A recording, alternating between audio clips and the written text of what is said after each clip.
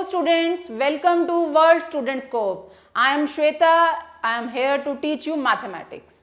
तो स्टूडेंट्स अब तक हम अपना चैप्टर नंबर सिस्टम जो स्टार्ट किया है उसमें क्या क्या कर चुके हैं.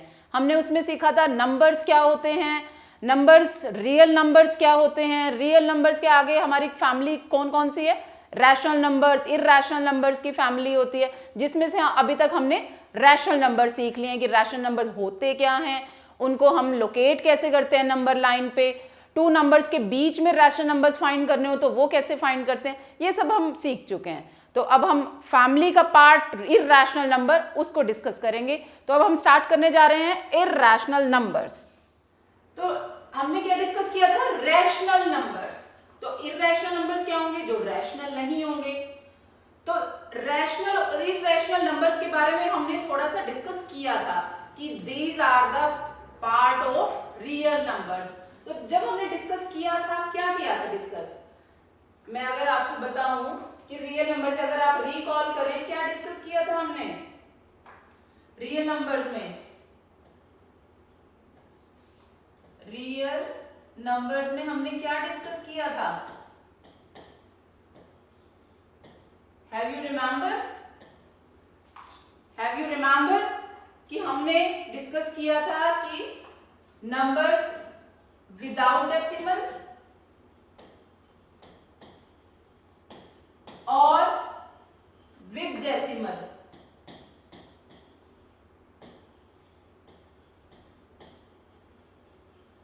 यही डिस्कस किया था. विदाउट डेसिमल में हमने क्या क्या डिस्कस किया था, नंबर विदाउट डेसिमल लाइक -1, -2, -3, -4, 0, 1, 2, 3, 4, 5 ये सब डिस्कस किए थे एंड सो ऑन. जिसमें हम पॉजिटिव नंबर्स को क्या कह रहे थे, पॉजिटिव इंटीजर्स, उन्हीं को हम नेचुरल नंबर्स भी कहते हैं, उन्हीं को हम काउंटिंग नंबर्स भी कहते हैं. और अगर उसमें 0 इंक्लूड कर रहे थे तो वो होल नंबर्स थे, और जो नेगेटिव नंबर्स थे वो पॉजिटिव इंटीजर्स थे. ये सारा हमने लास्ट क्लास में डिस्कस किया था. ऑन द अदर हैंड जो नंबर विद डेसिमल्स थे उसमें हमने क्या किया था, उसमें हमने क्या डिस्कस किया था,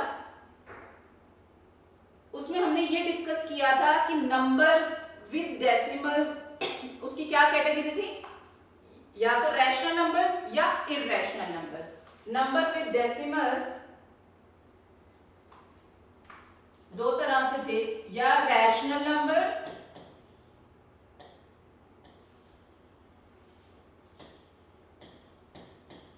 या इरैशनल नंबर्स थे.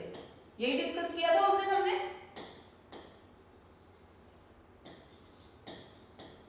कि जो नंबर विद डेसिमल है कि, और रैशनल नंबर उस दिन हमने फिर डिस्कस किया था. उसमें हमने क्या डिस्कस किया था, the numbers which are in the form of p by q. यही डिस्कस किया था रैशनल नंबर्स. रैशनल नंबर जो फ्रैक्शन की फॉर्म में हो, जो न्यूमिनेटर अपॉन डिनोमिनेटर की फॉर्म में हो, यही डिस्कस किया था. जिसमें p बाय q, जहां p क्या था, वो एक इंटीजर था और q भी एक इंटीजर था.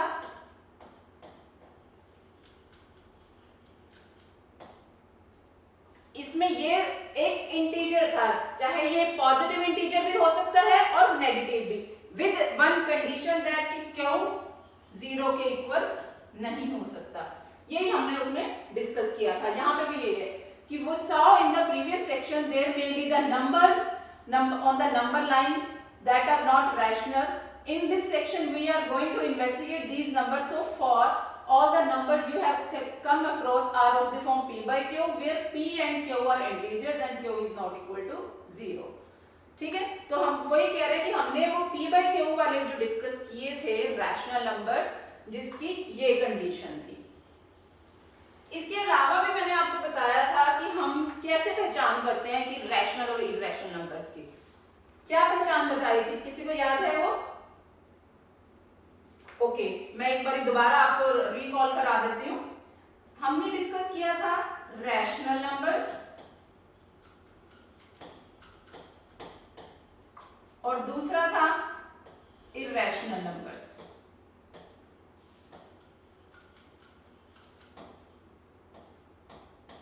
ये आपको ताकि पहचान हो कैसे पता चले कि रैशनल और इरेशनल में? वर्ड्स बाय वर्ड्स से हमने कह दिया इरेशनल नंबर वो होगी जो रैशनल नहीं है, जो पी इरेशनल नंबर वो होगी जो पी बाय क्यू की फॉर्म में नहीं है। इसके अलावा कैसे आप पहचान करेंगे? तो वो मैंने उस दिन आपको बताया था कि जो रैशनल नंबर हैं पी बाय क्यू की फॉर्म में है, फ्रैक्शन की फॉर्म में है, वो जब हम उनको डिवाइड करेंगे, जो फ्रैक्शन में है उसमें वो डिविजिबिलिटी होगी, तो या तो वो टर्मिनेटिंग होंगे,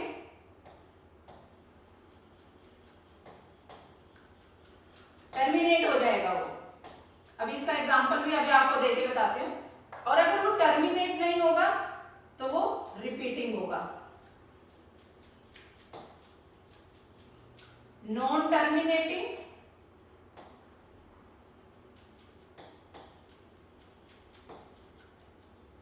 बट रिपीटिंग हो जाएगा। ठीक है जी, ये था। फॉर एग्जाम्पल अगर हम आप लोग इसी का एग्जाम्पल ले रही हूँ रैशनल नंबर का, 1/2 ले लो। रैशनल नंबर है कैसे? 1/2 जो है एक रैशनल नंबर है जिसमें आप देख रहे हो p बाय q की फॉर्म में है, where 1 is rational, 1 is integer, positive integer, q is also positive integer. और कंडीशन क्या थी कि q 0 नहीं होता है, q 0 भी नहीं है, यहाँ 2 है, तो इसका मतलब ये है कि एक रैशनल नंबर है। अब जो दो कंडीशन हम कह रहे हैं कि या तो वो टर्मिनेट हो जाता है और अगर नॉन टर्मिनेटिंग है तो वो रिपीटिंग डिजिट स्टार्ट हो जाती है। कैसे? अब यहां से देखो 1 को अगर 2 से आप डिवाइड करते हो, 2 से नहीं डिवाइड हो रहा 0, अगर आप पॉइंट लगा देते हो 0.5 हो जाता है, 2 5 या 10, तो 0.5 आगे विद डेसिमल आ रहा है पर टर्मिनेट हो गया। यहाँ पे जो आपका रिमाइंडर हो गया 0 हो गया, यानी वो टर्मिनेट हो गया। इसके अलावा ये वाली कंडीशन तो इस पे सेटिस्फाई हो रही है। ठीक है जी। अब अगर कोई और एग्जांपल लें कि टर्मिनेट नहीं होता है, पर जैसे कि अगर मैं एग्जांपल लूं 3/2, इसको डिवाइड करके बताओ कैसे करेंगे? 3 को 2 से डिवाइड किया, 2 1 जा 2,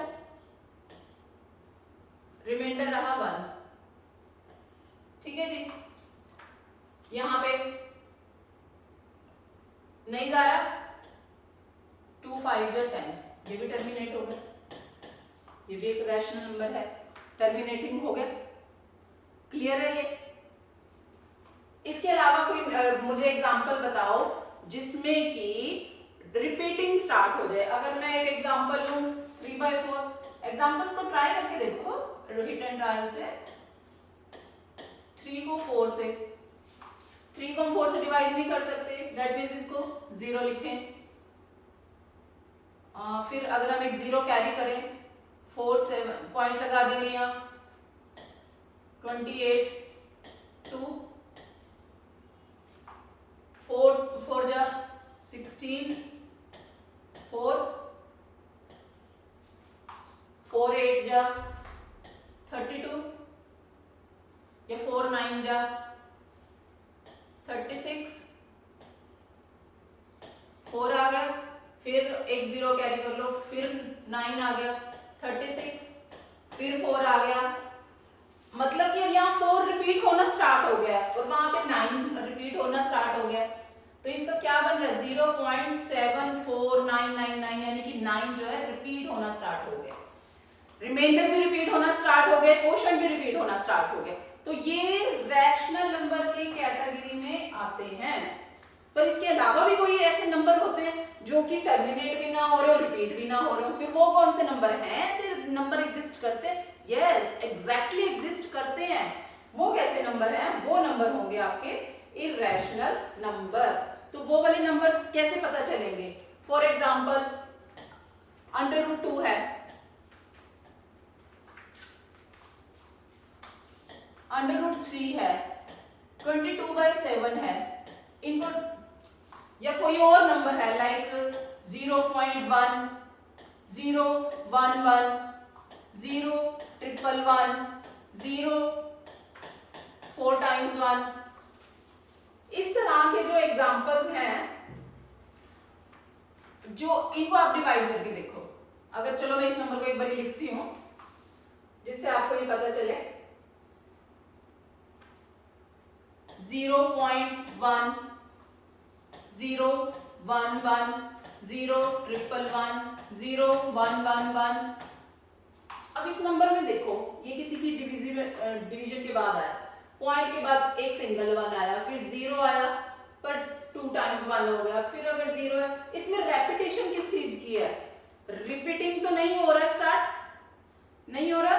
तो इस तरह के नंबर जो है √3 को आप कैसे लिखोगे, लिख सकते हो फ्रैक्शन की फॉर्म में। क्या इसको फ्रैक्शन की फॉर्म में लिख सकते हो, p/q की फॉर्म में? इसको नहीं लिख सकते, यहाँ पे रिपीटिंग भी नहीं है, फ्रैक्शन की फॉर्म भी नहीं है। तो इस तरह के पाई एक पढ़ा है आपने, ये पाई, वो ये भी ना ही फ्रैक्शन की फॉर्म में आ सकता है ना ही रिपीटिंग है। अभी आप एग्जांपल्स में करेंगे आपको और क्लियर होगा। तो ये मैं डिफरेंशिएशन आपको बता रही हूँ कि आप एकदम से देख के बता पाओ कि ये रैशनल नंबर है कि इरैशनल नंबर है। रैशनल नंबर में या तो टर्मिनेट होंगे या रिपीटिंग स्टार्ट होगी, और इरैशनल नंबर में वो p/q की फॉर्म में भी नहीं होंगे और वो नॉन टर्मिनेटिंग और नॉन रिपीटिंग होंगे, इन सिंपल वर्ड्स। क्लियर?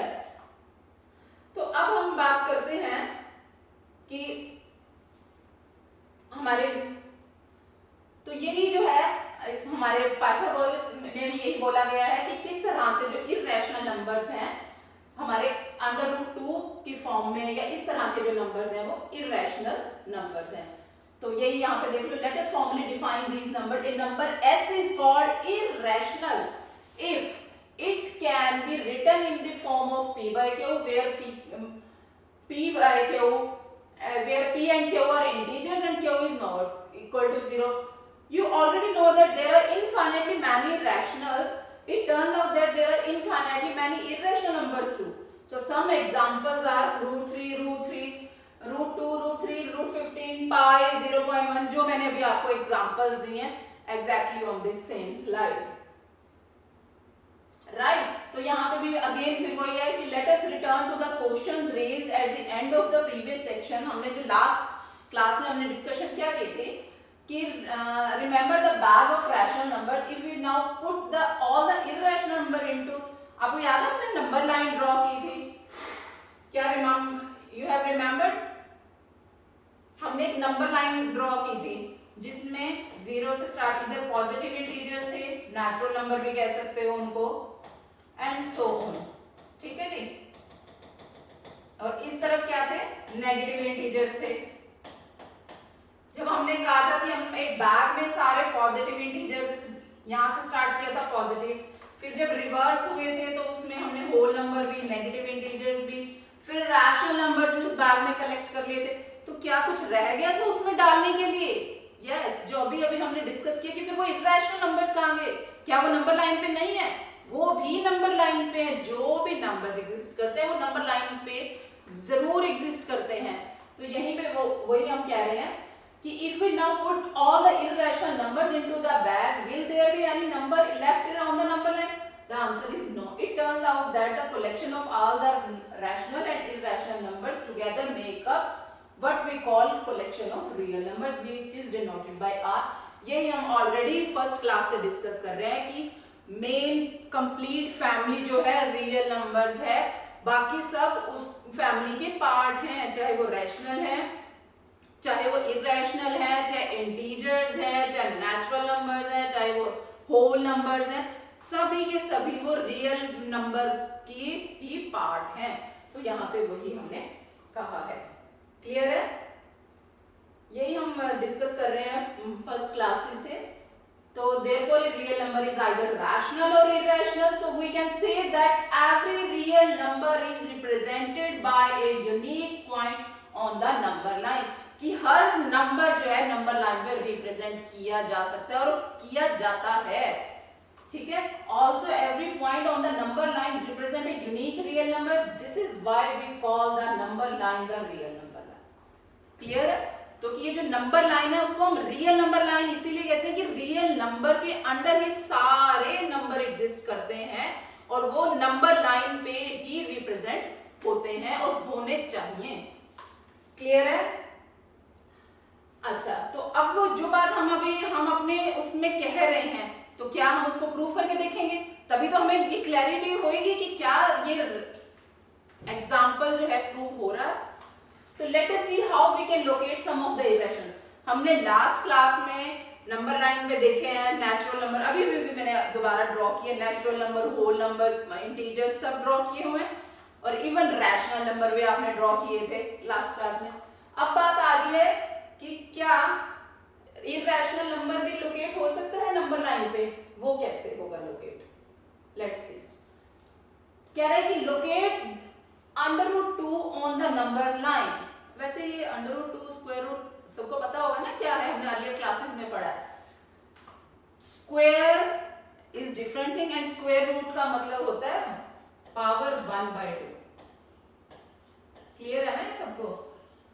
ठीक है, अब तो हमने करना है इसको लोकेट। इसको लोकेट करने के लिए आप लोगों ने एक चीज ध्यान में रखना है, जब भी कोई इरेशनल नंबर आपने नंबर लाइन पे लोकेट करना है, क्या माइंड में अपने रखना है कि सपोज करो यहाँ पे √2 का है, एनी नंबर कुछ भी आपको कहा गया √2 है, √5 है, √7 है, एनी नंबर, आपने उससे पहले एक नंबर लेस जो है लाइन पे लोकेट करना है। मैं आपको मतलब इन जनरल लिखूं कि अगर आपको n कहा गया है कि √n लोकेट करना है लाइन पे, तो आपको इजी कैसे हो जाएगा, अगर इफ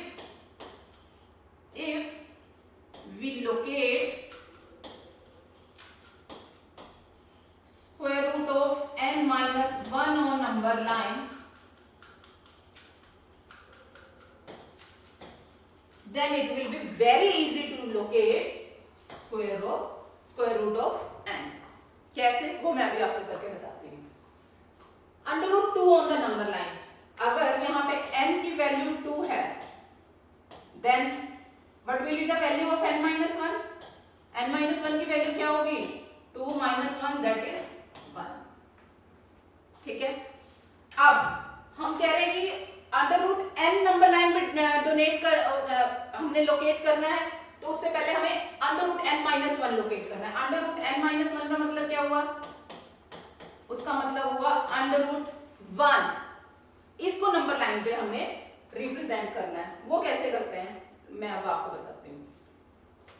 नंबर लाइन लो, कैसे नंबर लाइन लेनी है, हम इससे पहले भी कई बार डिस्कस कर चुके हैं नंबर लाइन, जिसमें this is a centre point 0, उसके बाद सारे के सारे हमारे पॉजिटिव इंटीजर्स या आप उनको नेचुरल नंबर भी बोलते हो, 4, 5, 6 एंड सो ऑन। ठीक है, और इस साइड कौन से होते हैं? सारे हमारे नेगेटिव इंटीजर्स। अभी हमने कहा है कि हमने अगर √2 लोकेट करना है, उससे पहले हमें √1 लोकेट करेंगे, तो हमारे लिए हमारा क्वेश्चन सॉल्व हो जाएगा मैक्सिमम। कैसे? √1 की वैल्यू कितनी हुई? √1 square root of 1 is always 1। Yes, बिल्कुल। अब 1 को लोकेट करना है नंबर लाइन में। 1 तो बहुत सिंपल है, ये रहा, ये है 1 हमारा। ठीक है जी, बात तो है कि हमें यहाँ पे √2 लोकेट करना है। ठीक है, 1 हम लोकेट कर चुके हैं। अब इसके बाद क्या करना है, आपने इस 1 वाले पॉइंट पे परपेंडिकुलर ड्रॉ करना है। परपेंडिकुलर ड्रॉ करने का क्या मतलब होता है, किया हमने अर्लियर क्लासेस में कि जिस पॉइंट पे परपेंडिकुलर ड्रॉ करना है, इसका मतलब है 190 डिग्री का एंगल बना देना। एंगल तो सबको बनाने आते हैं, हम 4th 5th क्लास से बना रहे हैं, तो यहाँ पे आपने 90 डिग्री का एंगल ड्रॉ करना है अपनी कंपास से। ठीक है, अब कंपास आपके हाथ में है, इस पॉइंट के ऊपर यहां से आर्क से ऐसे एक आर्क लगानी है 1 यूनिट की, जस्ट 1 यूनिट। ये कोई कुछ भी आपने लोकेट करना है नंबर, ये हमेशा बस एक याद रखना है कि यहाँ पे 1 यूनिट की आर्क लगानी है। ठीक है, अब इसके बाद इसको इसके साथ आपने ऐसे मिला देना। अब हम इन पॉइंट्स को नेम करते हैं। ये सपोज करो ये O पॉइंट है, ये A पॉइंट है, ये B पॉइंट है। अब हमने पाइथागोरस थ्योरम पढ़ी हुई है, अगर जहां पे एक 90 डिग्री का एंगल बनता है, वो कौन सी ट्राइंगल बनती है? राइट एंगल ट्राइंगल, जिसमें ये हमारा बेस होता है, ये परपेंडिकुलर होता है और ये हाइपोटेन्यूज होता है। क्लियर? उसमें पाइथागोरस थ्योरम के अकॉर्डिंगली क्या होता है? Hypotenuse square is equal to perpendicular square plus base square. अब हमारी जो ये ट्रायंगल बनी हुई है इसमें इनकी वैल्यूज क्या है, ये अभी हमने कहा ना कि यहां से ये 1 पॉइंट पे किया है, इतना सा डिस्टेंस कितना है, ये 1 यूनिट है, ये हमने 1 यूनिट ड्रॉ किया है, तो यानी कि 1 का स्क्वायर प्लस 1 का स्क्वायर। ठीक है, 1 का स्क्वायर क्या होता है, 1 को 2 टाइम्स मल्टीप्लाई करोगे कितना होगा, वो फिर से 1 आएगा, 1 प्लस 1, 1 प्लस 1 कितना हो गया, 2 हो गया। यानी कि हमारे हाइपोटेन्यूज की वैल्यू क्या आएगी, यहाँ पे h स्क्वायर की वैल्यू है 2, पर हमें तो हाइपोटेन्यूज की h की वैल्यू चाहिए ना, तो अगर ये हम उस साइड लेके जाएंगे क्या होगा, तो यहाँ पे हाइपोटेन्यूज की वैल्यू क्या होगी, √2 का जो यहाँ वैल्यू 2 है वहां जाके value 1/2 on the right hand side. 1/2 का क्या मतलब होता है, square root, which is equal to square root of 2, यानी यहाँ पे जो हाइपोटेन्यूज हो गया स्क्वायर रूट ऑफ 2 हो गया, ये वैल्यू जो हुई है वो स्क्वायर रूट 2 होगी। पर ये तो अभी नंबर लाइन में थोड़ी आई है √2, हमें तो √2 कहाँ पे लाना है, नंबर लाइन, नंबर लाइन तो ये वाली है ना, ये है number line, so we have to put that point on the number line, you have to locate square root of 2 on the number line. तो अब कैसे पता चलेगा कि यहाँ पे तो ये h की वैल्यू आई है square root of 2, number line पे कैसे लाना है, आपके हाथ में कंपास थी अभी, कंपास को आपने इस पॉइंट पे रखना है, इतना ओपन करना है और ये यहां से ये ऐसे आ जाएगी।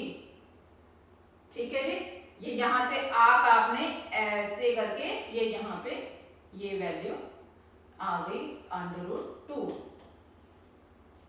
क्लियर है सबको, ये वाली वैल्यू थी, कंपास तो इतनी खुली थी ना, ये यूं लगा दी, और ये वाली वैल्यू अच्छा अगर यहाँ पे कंफ्यूजन है मैं एक बार दोबारा बताती हूँ कि कोई पॉइंट है, आप जब एक सर्कल ड्रॉ करते हैं, आपने अपनी कंपास खोली ना ऐसे करके, ये पूरा ये ऐसे करके पूरा सर्कल बनाते हो, ये यहाँ पे ये भी रेडियस है, ये भी रेडियस है, ये भी रेडियस है, ये भी रेडियस है, ये भी रेडियस है और ये भी रेडियस है, ये हमारा सेंटर पॉइंट है, तो ये सारे के सारे रेडियस है।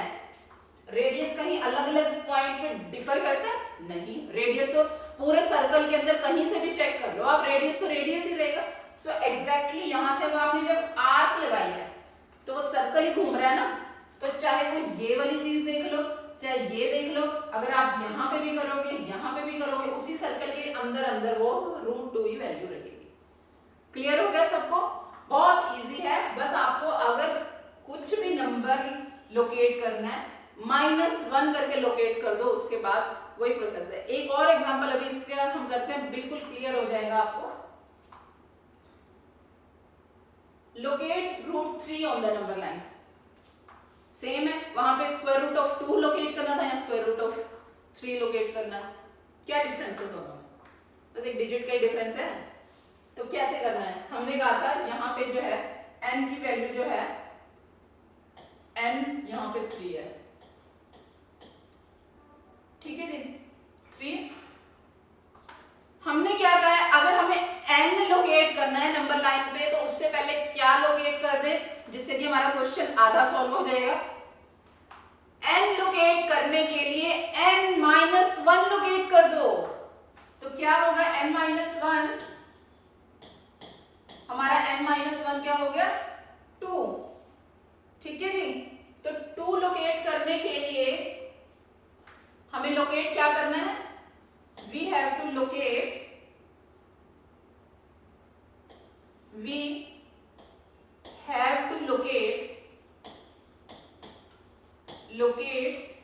square root of 3. Before that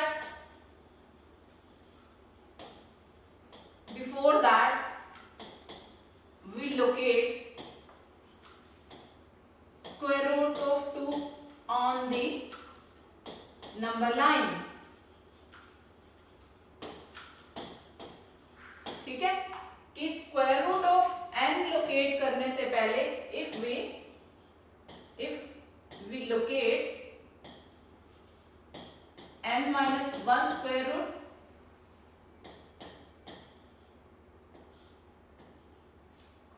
then it will become simpler.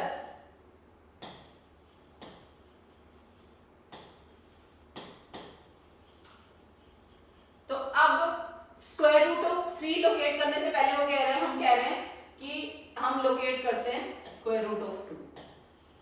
ठीक है, स्क्वायर रूट ऑफ 2 अभी लोकेट किया। अब ये एक तरह से हमारी दोबारा प्रैक्टिस हो जाएगी, हम स्क्वायर रूट 2 को दोबारा लोकेट करते हैं नंबर लाइन पे, राइट। तो सबसे पहले हम नंबर लाइन ड्रॉ करते हैं। ये है हमारी नंबर लाइन, ये हमारा centre point 0 1 2 3 4 and this is 5. On this side all negative integers, -1 -2 -3 and so on। ठीक है, ऐसे इस साइड ये नंबर लाइन और आगे आगे हम इनफाइनाइटली नंबर्स तक जा सकते हैं। ठीक है जी, अभी हम बात कर रहे हैं स्क्वायर रूट ऑफ 2 लोकेट करना है। स्क्वायर रूट ऑफ 2 लोकेट अभी किया है ना, उसका तो फॉर्मूला अब आपको याद है कैसे किया था हमने। स्क्वायर रूट ऑफ 2 लोकेट करने के लिए भी क्या किया था, अब ये समझ लो जो इससे प्रीवियस क्वेश्चन था वो ये दोनों एक में मर्ज। मैं दोबारा स्क्वायर रूट ऑफ 2 को लोकेट करने जा रही हूँ। क्या था, स्क्वायर रूट ऑफ 2 लोकेट करने के लिए स्क्वायर रूट ऑफ 1 लोकेट करें।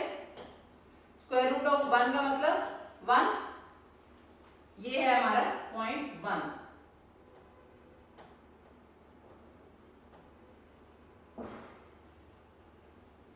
क्लियर है सबको, ये पॉइंट 1 है, हमने इसको लोकेट कर दिया पॉइंट 1। क्या कहा हमने, जहां पे n-1 लोकेट होगा उसके ऊपर एक परपेंडिकुलर ड्रॉ करना है, 90 डिग्री का एंगल बनाना है। 90 का एंगल सबको बनाना आता है ना, 90 का एंगल बनाया और जहां उस परपेंडिकुलर के ऊपर आपने 1 यूनिट की आर्क लगानी है। ये याद रखना है कि 1 यूनिट की आर्क लगानी है।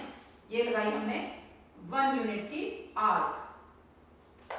उसके बाद इसको इसके साथ ऐसे मिला देना। क्लियर है, फिर अब हमने क्या कहा था कि ये वाली वैल्यू 1 है, ये वाली वैल्यू 1 है। अभी हमने लास्ट क्वेश्चन में ही करके हटे हैं ना इसको, कि हमारे अब पाइथागोरस थ्योरम के अकॉर्डिंगली ये h की वैल्यू क्या होगी, h की वैल्यू ये जो हमारा पॉइंट है O, ये A और ये B, OA स्क्वायर की वैल्यू, OA स्क्वायर की वैल्यू इज इक्वल टू, या हम ऐसे लिखते हैं इसको यहां पे,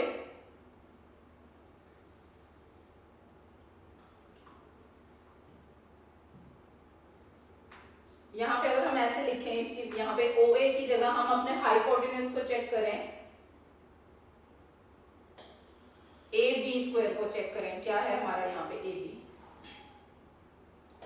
AB स्क्वायर की वैल्यू है OA plus OB square, OA square plus OB square.